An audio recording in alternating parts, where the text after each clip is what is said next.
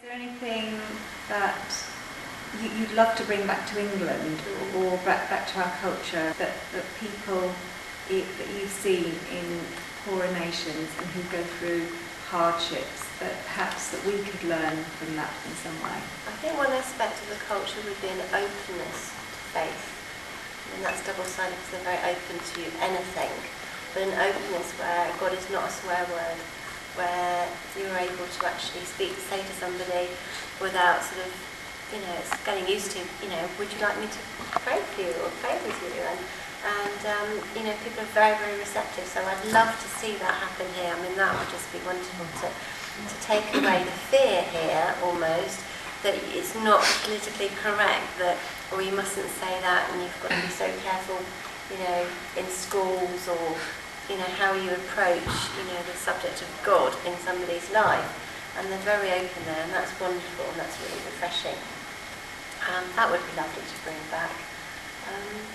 Maybe the smiles of the children that have absolutely nothing, the contentment, that they're not whinging over the fact that their iPod doesn't work, or mum set them in a limit of half an hour screen time, and they're not happy with that.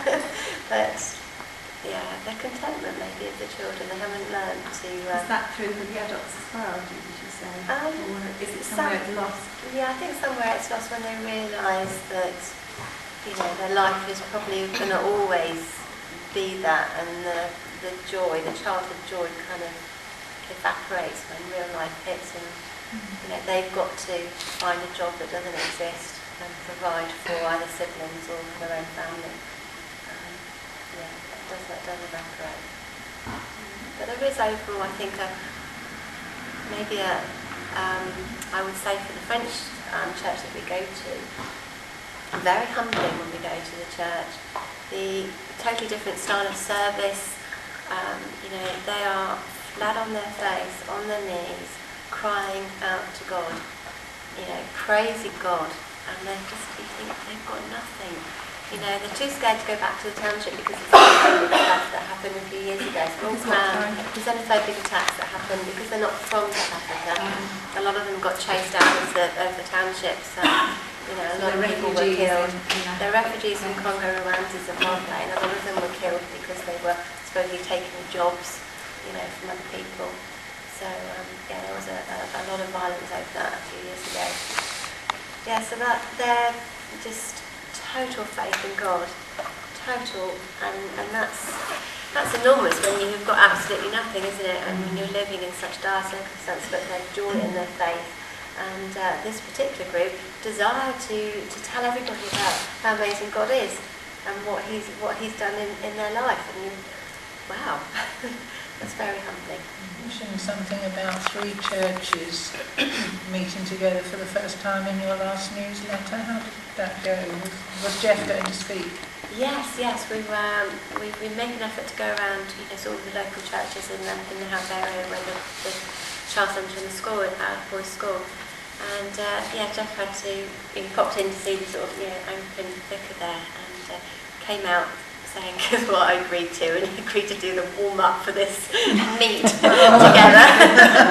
And it went absolutely fine. It was really lovely, and they were really, really lovely people, and they did a little warm-up exercise and breakfast, and they had curried chicken livers for breakfast. So really very hungry.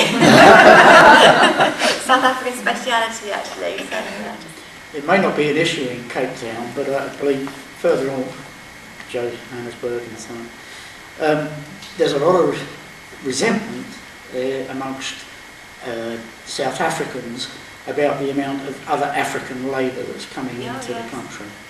And this has led to some pretty dreadful scenes at times. It has, and I think it was 2 or 3 years ago there was these xenophobic attacks, in predominantly, mostly in the townships.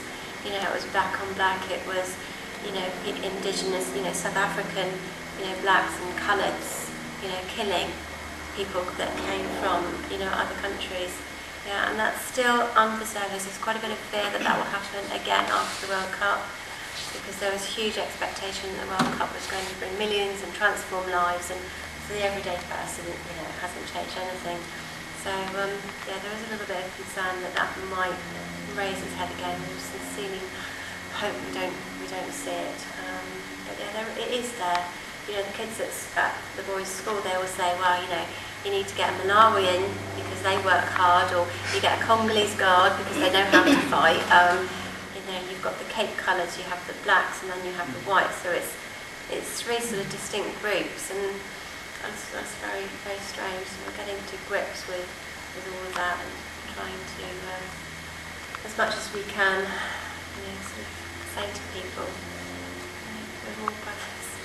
Talk about colours and blacks and what's the difference? It's strange, isn't it? Because here you can't say that, can you? No. So you know, Cape colours are a distinct sort of ethnic group, and that's from the heritage of Cape Malay, from Malay, you know, sort of. I don't know. It's not a case of someone having a black father and a white mother, and they're, you know, sort of being coloured or anything like that. They're a distinct group, and blacks generally are from other African countries or from other regions in Africa. But it's Cape colours from people who come from the Cape area, from, you know, that part of South Africa. They're called Cape colours.